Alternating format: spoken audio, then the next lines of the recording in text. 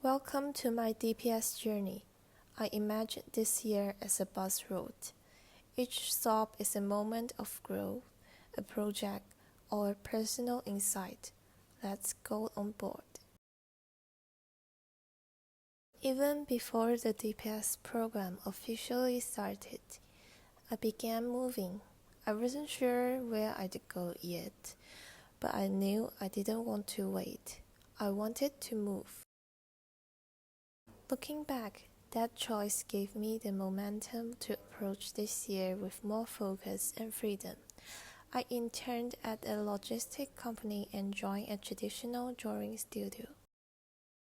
The logistics company, nothing visually creative, but full of structure, discipline, and responsibility. It taught me the basics of communication and how to deliver work clearly. At the same time, I started traditional drawing. I never had proper art training growing up, so this was where I finally learned to observe solely and draw with intention. Trying Imagination, a creative agency full of energy, was like jumping onto a speeding train. Each brief, each break, each week, everything moved fast and in different directions. One of my first tasks was to design a poster. I relied on my intuition, my own style and taste. I hadn't understood the brief, the tone, or the context. My mentor gently but familiarly asked me 3 questions. What are you delivering? Why does this exist? And how can it reflect both the brain and you? Those questions changed how I think. I realized that creativity isn't just about having ideas, it's about structure. I started using it to breaking down every brief. When a similar text comes back around, I handle it with structure, clarity, and confidence. That was the first time I felt I'm not just contributing, I'm designing with intentions.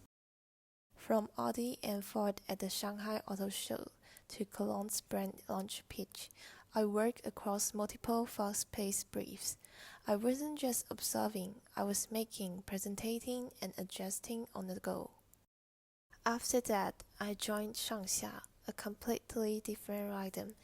It is an in-house design team for a luxury brand, where everything is about refinement and precision. One of the biggest things I learned was how to build and follow an internal SOP. I picked up ways to work more efficiently, organizing files, naming conventions, brand folder, and how different team community. I also participate in product photo shoot. I learned how to communicate with photographers, prepare layouts, and maintain brand alignment across lighting, color, and image hierarchy. I studied typography hierarchy, spacing, and layout rhythm. I went back and looked at a personal project I did last year, a thesaurical calendar, and honestly, I saw so many problems. Layout issue, unreadable type, unclear messaging, but instead of shame, I feel ready to rebuild. I print the calendar and give them to friends and family. Some will touch, some laugh. Some told me they'd never seen our culture visualized like this. Their response made me realize I wasn't the only one with these memories. This wasn't just for me, it had value of others too. I started doing focused research on font, layout system, color palette, and information hierarchy. I was learning how to turn a feeling into something readable, shareable, and respectful of tradition. Right now, I'm slowly rebuilding the calendar. Each spread is like laying down a new section of check. I'm fixing typography, clarifying the culture expansion, and making it readable not just for local, but for anyone. It's a slow process, but it's intentional, and I know it's going somewhere. I was used to lead my own project, but going through this year, I was always shifting roles. I learned how to be a good team member, how to support, listen, and respond. It taught me that reliability is just as powerful as originality. This journey didn't give me answer.